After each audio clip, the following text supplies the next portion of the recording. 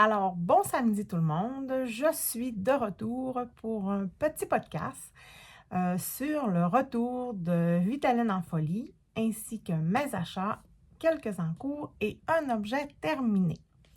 Alors, nous sommes samedi le 26 avril. Je viens vous revoir plus tôt qu'à l'habitude, puis je suis bien contente de ça, parce que des fois, on n'a pas toujours le temps de filmer, et là, j'avais le temps et l'occasion de le faire. Aujourd'hui, il fait très gris chez nous. Je ne sais pas si chez vous, il fait gris.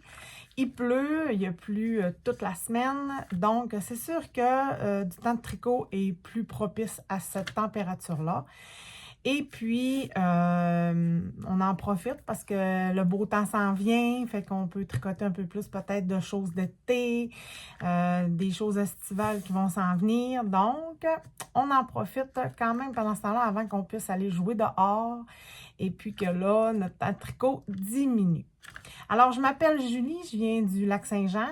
Je suis tricoteuse depuis plusieurs années. Si vous arrivez sur ma chaîne, c'est une chaîne exclusivement de tricot où on va parler des fois de tissage, mais très rarement. Et j'ai aussi une machine à tricoter circulaire pour faire des bas.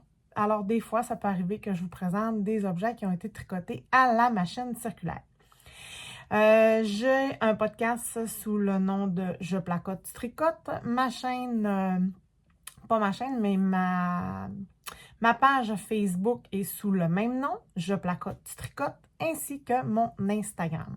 Alors, tu peux me retrouver partout sur les réseaux sociaux. Si tu n'es pas abonné à ma chaîne, abonne-toi et inscris-toi à la petite cloche pour être averti qu'il y a un nouveau vidéo qui a été sorti. Et tu peux aussi partager avec tes tricopines ma page Facebook ainsi que mon podcast. J'ai eu plusieurs nouveaux abonnés depuis la dernière vidéo. Je crois que le partage commence à bien se faire et j'en suis vraiment contente. C'est le fun d'avoir des commentaires aussi. On voit que les gens écoutent les podcasts jusqu'au bout. C'est agréable parce qu'on travaille quand même fort pour faire un podcast. C'est quand même beaucoup d'ouvrages. Des fois, c'est filmé une demi-heure, mais ça prend presque une heure à éditer. Donc, je pense que c'est important là, pour vous de soit juste peser sur le petit pouce pour voir que vous avez aimé la vidéo et laisser un petit commentaire où ce que je pourrais ensuite de ça vous répondre. Je réponds à tous les commentaires. Alors, vous allez voir aussi que ma chaîne a un peu changé. La musique d'introduction a changé. Les pages ont changé aussi. Les dessins. J'ai voulu faire un petit renouveau de printemps. J'ai voulu mettre ça un peu plus joyeux, un peu plus accueillant. Donc, vous pourrez dire si vous aimez ça ou si vous aimez mieux l'ancienne introduction. Donc, là-dessus, on va partir ce podcast-là. Alors, pour les travaux terminés, excusez-moi, les tricots terminés. Alors, comme ça fait pas longtemps qu'on s'est vu, c'est sûr et certain que j'ai pas tricoté full pin, mais j'ai quand même fini un tricot que je voulais porter pour Vitaline en folie. Donc, je vous présente le Stockholm de Petite Knit que j'ai tricoté à la vitesse de l'éclair parce que là, il y a des plis parce qu'il était plié dans mon garde-robe. Que j'ai tricoté à la vitesse de l'éclair. Je pense que ça m'a pris 3 semaines de tricoter parce que je voulais le mettre pour Vitaline en folie. En fin de compte, je ne l'ai pas mis. Parce qu'un coup tricoté, un coup mis sur mon dos, je ne sais pas si c'est avec ce que j'avais comme une petite blouse blanche avec un jeans, on dirait que j'aimais pas ça. Je ne sais pas si c'est la couleur brun qui fait pas. Je ne sais pas, mais on dirait que ça ne me tentait pas cette journée-là de mettre ça. Fait que j'ai changé d'idée, puis j'ai mis d'autres choses. Peut-être que je ferai un don de ce chandail, de ce slip-over à ma fille. Peut-être que la couleur me va moins bien. Je sais pas. Fait que pour le moment, il est dans ma garde-robe. Il est un petit peu grand aussi. J'aurais voulu peut-être l'avoir un petit peu plus petit. J'ai fait la grandeur large. J'aurais dû faire la grandeur médium. Peut-être que je l'aimerais mieux. Fait que si j'en fais un autre, peut-être changer la couleur ou peut-être aussi changer la grandeur. Alors, c'est un patron qui est quand même très facile à faire, très bien expliqué par Petite Knit, col en V. Alors, on fait le devant, les deux devants en premier, ensuite de ça, non, excusez-moi, on fait le dos en premier, on remonte les devants de chaque côté, on réunit en rond, ensuite de ça, on vient faire les côtes aux aisselles, les côtes au devant et puis les côtes au bas. Alors, je l'aime bien, comme je vous dis, mais je crois que c'est peut-être la couleur et la grandeur qui ne font pas pour moi. Donc, peut-être qu'on fera un test pour une autre couleur. Pour ce slip-over, j'avais utilisé la Knitting for Olive dans la catégorie Heavy Merino. Alors, c'est une 100% Merino. Grosseur worsted, oui, c'est ça. Alors, il y a 125 mètres pour 50 grammes et c'est la couleur Sauve Cognac. Alors, j'avais acheté ça à Québec l'année passée. Alors, il m'en a resté une balle. Oui, c'est ça, il m'en a resté une balle. Fait que c'est ça pour les travaux terminés. J'ai juste ça de fini parce que, comme je vous dis, ça fait quand même pas très longtemps que je suis venue vous voir. Je n'ai pas regardé là, la date de l'autre podcast. Fait que j'ai eu le temps de tricoter seulement ce slip-over-là. Probablement que le prochain podcast, ça va être mieux un petit peu. Mais bon, c'est bien quand même. Alors, nous allons passer aux encours.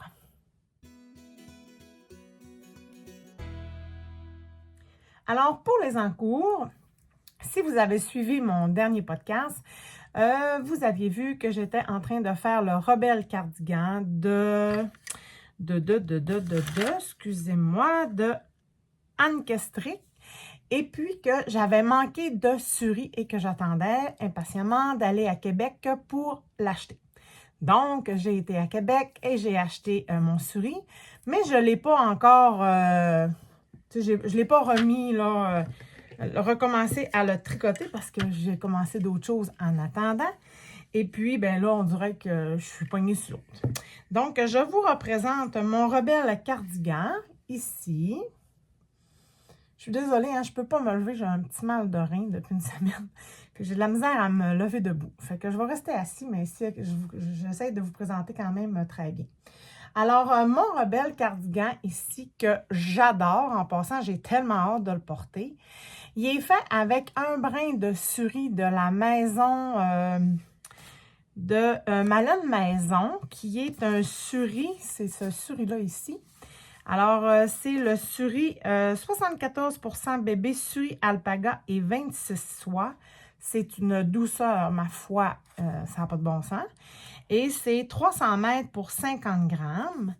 Et il est tricoté aussi avec un autre brin de Fibrani, la base Flocon Fingering, qui est un 100% mérino non superwash, pour 400 mètres pour 100 grammes de la couleur Langure. C'est un petit gris. Fait que les deux ensemble, là, ça fait vraiment squishy avec son grand col en côte. C'est des côtes 1-1. Et puis, le petit marbré des deux couleurs ensemble, c'est vraiment joli. Ça fait longtemps que je voulais avoir un cardigan avec un petit spickle dedans, sans trop être, tu sais, sans faire de pooling ou quelque chose de genre. Fait que je pense que je vais vraiment l'aimer. Fait que c'est ça qui est en cours présentement. Alors, ce patron-là, je le fais en grandeur large également. Après l'essayage, plusieurs fois, je crois que ça va être correct. Puis, je voudrais le faire quand même là, à mi-fesse pour que ça soit un cardigan dans quoi je vais pouvoir m'envelopper cet été ou cet automne quand les soirées seront plus fraîches. Fait que j'aimerais ça qu'il soit au moins à mi-fesse. Fait que c'est ça pour le cardigan Rebelle. En attendant le ma laine de cardigan Rebelle, ainsi que en tricotant mon V-neck de... J'ai des blancs de mémoire aujourd'hui. Mon V-neck de Petite Knit. Eh bien, j'ai décidé de commencer un autre cardigan. Parce que je me suis dit, bon, ben, je vais commencer d'autres choses. Parce que là, ça, c'était terminé. Fait que je vais commencer d'autres choses. Donc, j'ai commencé. Je vous en avais parlé la dernière fois. J'avais fait les échantillons avec la Ililimani Amélie. Alors, c'est le Minawa de Along avec Anna que j'ai commencé. Je vous montre mon avancée. Alors, voici mon avancée. J'ai environ 6 pouces de corde faite, à peu près. Alors, c'est le point demi-côte anglaise. Alors, c'est vraiment le fun c'est vraiment le fun à tricoter, ce point-là. C'est addictif, c'est plaisant. C'est sûr que rendu au corps, c'est toujours en aller-retour, ça devient redondant, c'est normal. Mais quand même, tu sais, c'est plus le fun que faire juste du jersey, comme on dira. Mais c'est vraiment plaisant. Alors, il y aura ici un col en V et il y aura des boutons. Je pense pas le faire très, très long. D'après moi, je vais le faire là jusqu'à une hauteur là, un peu en bas de la taille parce que je veux pas que ça soit comme un cardigan, comme mon Rebelle cardigan. Genre, j'aime mieux avoir peut-être un cardigan un peu plus court pour porter avec un jeans taille haute et puis tout ça. J'adore là le rendu de la laine que ça donne. C'est vraiment beau, là, le petit fil blanc avec le mélange, en fin de compte, c'est le petit fil de coton blanc qu'on voit en dessous. C'est vraiment beau le résultat. Je suis vraiment, vraiment contente. Fait que c'est là-dessus que je travaille là, ces temps-ci, plus. Puis là, on dirait qu'il faut que je bobine ma souris, puis tout ça. Fait que je devrais m'y remettre bientôt. Je devrais être capable de m'y remettre bientôt. Fait que ça, ce cardigan-là, il est tricoté en aller-retour. Donc, on a monté le dos en premier. Ensuite de ça, on a monté les deux devant. On a fait les augmentations pour le col en V. Et ensuite de ça, on a réuni les manches pour travailler en aller-retour. Ça se tricote bien. Je le tricote sur des aiguilles de bois pour la définition de maille. J'avais essayé sur des aiguilles de métal, mais la définition de maille était moins belle. C'était plus lâche un peu. Donc, j'ai décidé de mettre ça sur mes aiguilles de bois et je trouve que la définition est beaucoup plus jolie. Fait que c'est ça pour mon encours de mon cardigan Minawa. Ensuite de ça, j'ai embarqué dans le Cal Mystère pour les gnomes. C'est sûr et certain, vous savez que je fais des gnomes. J'en ai plusieurs à mon actif déjà. Il y avait le Cal Mystère du mois d'avril qui se commençait le 1er avril et qui est terminé depuis, je crois, le 16 ou le 17 avril. Si je ne me trompe pas, c'était pas un cal pour tout le mois. Donc, on pouvait acheter des kits de laine, mais je n'ai pas acheté de kit de laine cette fois-ci. Je me suis dit que j'allais aller dans mes restants. On en a assez que je pense qu'on peut choisir dans nos restants. Fait que je suis allée dans mes restants. Et présentement, le cal, comme je vous dis, là, les indices sont terminés, mais moi, je ne l'ai pas fini. Alors, si vous n'avez pas terminé, alors vous pouvez passer plus de minutes, mais je pense pas spoiler personne, là, je pense que vous les avez déjà vus sur les internets. Alors, cette année, le cal mystère est un champignon. Alors, comme vous voyez, il n'est pas terminé. Je suis rendue à faire la diminution en haut. Mais là, il faut tout que je le bourre, puis tout ça. Il faut que j'installe une chose de carton pour que le champignon soit beau. Alors, c'est un champignon. Et on a fait là, les accessoires en premier qui étaient, il faut voir les coudes dessus, là.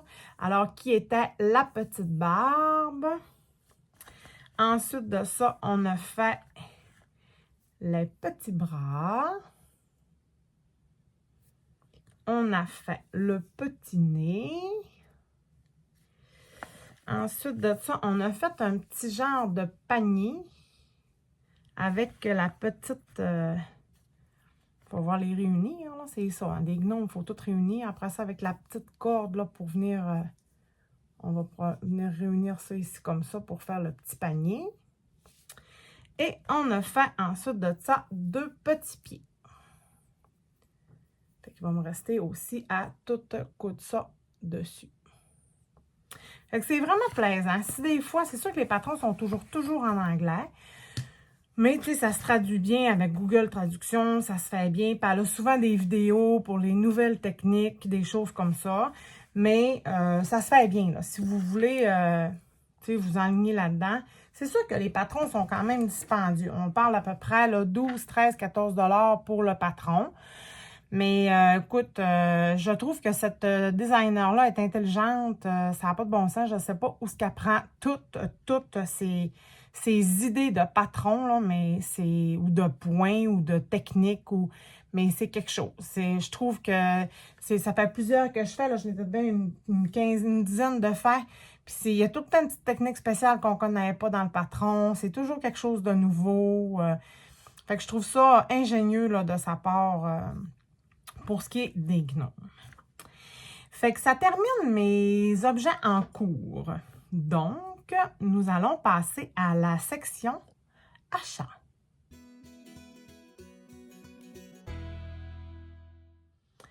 Alors, pour mes achats, j'ai été très raisonnable à Québec, je trouve.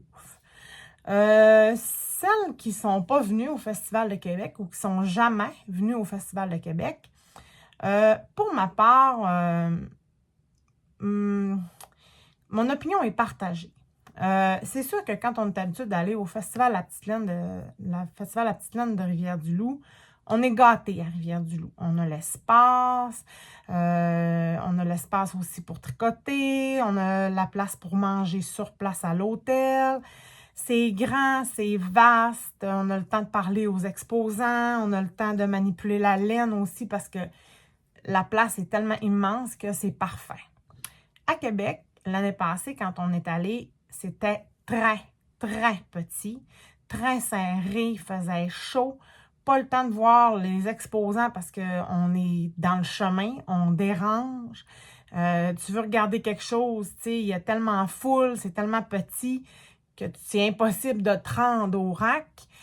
Donc, tu laisses tomber et tu passes à l'autre kiosque qui a peut-être moins d'achalandage ou... fait que des fois, ça fait qu'on ne voit pas tout. Donc, l'année passée, on était partis déçus un peu de là. Nous, on part quand même 8 dans le mort, fait qu'on était déçus. Fait que c'était pas mal l'opinion de toutes les filles. Cette année, quand il y a eu l'annonce que ça allait être beaucoup plus grand, qu'il y avait fait des modifications, que tout ça, on s'attendait à quelque chose de plus grand, vraiment plus grand. On s'était dit, hey, écoute, l'année passée, ils savaient, c'était trop petit, là, ils ont dit que ça allait être vraiment plus grand, go. Tu sais, on se réencourage, puis on y va. Mais on a encore été déçus. Malheureusement, on a encore été déçus. Puis je pense qu'il y a des exposants qui ont été aussi déçus parce que j'ai parlé à quelques-uns qui m'ont dit « ça n'a pas de bon sens ». Fait que c'est pas juste de notre côté à nous. Puis je pense que des opinions comme ça, c'est constructif pour des organisateurs d'événements comme ça. Je crois qu'ils doivent le savoir parce que si à toutes les fois on est déçu, ben peut-être que des autres années on n'ira pas ou qu'il y a des exposants qui iront plus. Donc, ça va devenir décevant. Fait que c'est sûr que au sous-sol, c'était très, très mal éclairé. Et l'avant-midi, le samedi matin, c'était noir de monde. C'était comme impossible de voyager là, de circuler. Dans le passage où ce que ma Christine Lévesque était, c'était impensable de passer là. J'ai trouvé ça vraiment décevant encore cette année. Dans l'après-midi, c'était beaucoup plus calme. On a pu refaire on a pu refaire le tour, tout ça. Mais je pense à ceux-là qui viennent juste, mettons, quelques heures, qui partent, je sais pas, moi, de Québec à quelque part, puis qui disent, bon, ben, matin, je m'en vais au festival. Puis, ils sont là juste quelques heures, puis qui peuvent pas faire le tour au complet. C'est décevant. Fait que je crois que... excusez-moi. Alors, je crois que ça serait important pour l'année prochaine d'aller vraiment dans quelque chose de très grand. Fait que, allez les filles, let's go. Lâchez-vous lousse. Quitte à charger un petit peu plus cher d'entrée, on va payer, ça ne nous dérange pas. Puis ça va être bien correct. Fait que mes achats pour Québec. Alors, j'ai acheté, comme je vous avais dit, la souris pour finir mon rebelle. J'en ai acheté juste une. J'ai acheté juste ça, qui me manquait pour faire mon rebelle. Ensuite de ça, j'ai acheté la line de Saint-Nesgarn, jaune poussin. Oui, jaune poussin. Pour faire la nouvelle camisole de Emily Lewis qui va sortir à la fin avril ou fin mai, je pense. J'avais appliqué pour le test, mais je n'ai pas été retenue. Mais j'aime beaucoup la camisole jaune que je vais vous mettre une photo je vais vous mettre une photo ici. C'est la Salty camisole. Alors, elle est toute unie à l'avant, puis elle a une belle rangée de torsades à l'arrière. Fait que quand ça va sortir, je vais déjà avoir la laine. Fait que j'ai acheté ça à la compagnie de Gemma Tricot. J'adore aller voir cette madame-là. Elle est tellement gentille, fine, adorable. C'est vraiment le fun de jaser avec elle. Elle nous reconnaît tout le temps, puis c'est vraiment le fun. Ensuite de ça, j'ai acheté la Eco Tweed Deka. On n'est pas obligé de toujours acheter de la laine chère. Hein? Au kiosque de Suivez le fil. J'ai acheté cette laine-là pour faire le DRK Everyday Cardi de Andrea Mori. Je vous insère également une photo. Alors, je vais faire ce cardigan-là avec mon amie Marie-France. Et puis, si vous pouvez voir, là, elle a comme un petit tweedé. Elle a comme des petits picots bruns, bleus, noirs, beige. Fait que ça devrait être super beau avec des beaux gros boutons de bois. Je pense que ça devrait être super beau. Ensuite de ça, j'ai acheté la Illimani Amélie.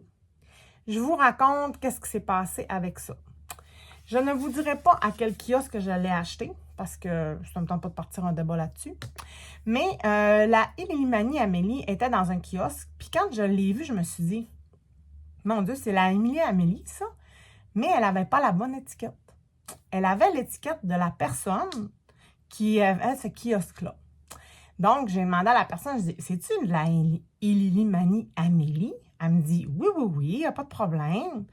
Donc, là, j'ai demandé pourquoi qu'elle n'avait pas l'étiquette de Illimani. Elle m'a dit une histoire des États-Unis, je ne sais pas trop, en tout cas. Fait que je l'ai acheté parce que j'en avais besoin. Mais j'ai trouvé ça pas, comment je dirais bien ça? Pas authentique par rapport à son kiosque. Tu sais, fait c'est pour ça que je ne dirais pas le nom, mais je ne croirais pas acheter dans ce kiosque-là à l'avenir parce que je me dis, si tu es capable de changer l'étiquette sur une laine, ben qu'est-ce que tu es capable de faire par rapport au reste, tu sais? Fait que j'ai pas trouvé ça authentique par rapport à cette compagnie-là.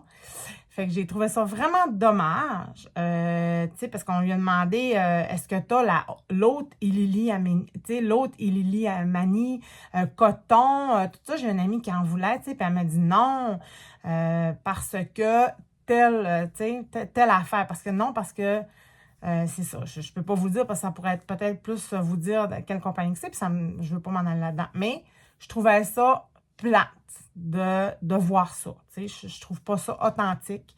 Puis je trouvais ça vraiment dommage. Mais bon, j'ai eu ma laine. En tout cas, c'était déjà ça. Je l'ai acheté, puis c'est tout, là. C'était bien correct. Mais je trouve ça plate. Fait que c'est ça pour mes achats. Puis j'ai acheté aussi des petits ciseaux avec des petits cache-ciseaux, porte-ciseaux chez Nat Picard. Parce que je suis tannée, à toutes les fois que j'ai un sac, je cherche tout le temps un ciseau, quelque chose de genre. J'ai pas tout le temps ma trousse qui a tout dedans. Fait que j'ai acheté 3 paires de ciseaux, 3 ensemble pour mettre par-dessus mes petits ciseaux pour avoir la paix. La paix. Fait que j'ai acheté ça aussi. Fait que c'est mes achats de Vitaline en folie.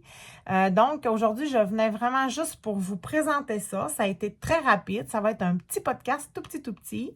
Mais je vais revenir en force pour le mois prochain pour le reste de mes tricots. J'ai la tête pleine d'idées. Je pense bien castonner le cardigan d'Andrea Mori plus vite que je pense. C'est sûr que ça va me faire 3 cardigans, mais c'est pas grave. Hein. Je vous l'ai dit que j'avais floché l'histoire d'être monoprojet. Fait que c'est ça. Et puis, aussi, j'ai rencontré les personnes de chez... j'ai un blanc de mémoire. Est-ce que c'est Artfil, celui-là? C'est-tu Artfil? Je pense que oui, c'est Artfil. Je me trompe pas. Mon Dieu, j'ai un blanc de mémoire. Je pense que c'est Artfil que j'ai fait ce chandail-là, puis que je vous avais parlé là, la dernière fois. Je regarde dans mes notes, mais je le vois pas. Bon, c'est-tu Artfil? Hey, j'ai un blanc de mémoire. C'est pas drôle, hein? Mais je pense que oui. En tout cas, c'est la chalet. Et puis, je le porte. Je peux me lever un petit peu, là, mais comme je vous dis, je suis pas très flexible aujourd'hui. Alors, je le porte. C'est sûr qu'il a feutré, tout ça. Je l'ai pas mis encore. J'ai pas mis les boutons. Et puis, j'ai pas mis encore au revitalisant parce que j'attends de le montrer au Festival La Petite Laine pour lui montrer qu'est-ce qu'il a fait vraiment en vrai. Fait que c'est pour ça là, que je ne l'ai pas passé au revitalisant. Mais je le porte quand même. Fait que comme ça, ben au moins, il est utile, hein, parce que je le trouve beau, j'aime la couleur, tout ça. Mais je ne sais pas si je vais y placer ces boutons. J'avais acheté des beaux boutons de céramique. Fait que je ne sais pas si je vais dépenser mes boutons là-dessus ou bien si je vais attendre pour les mettre sur un autre projet. Fait que sur ça, je vous souhaite un bon samedi et puis reposez-vous bien et puis on se revoit bientôt. Bye!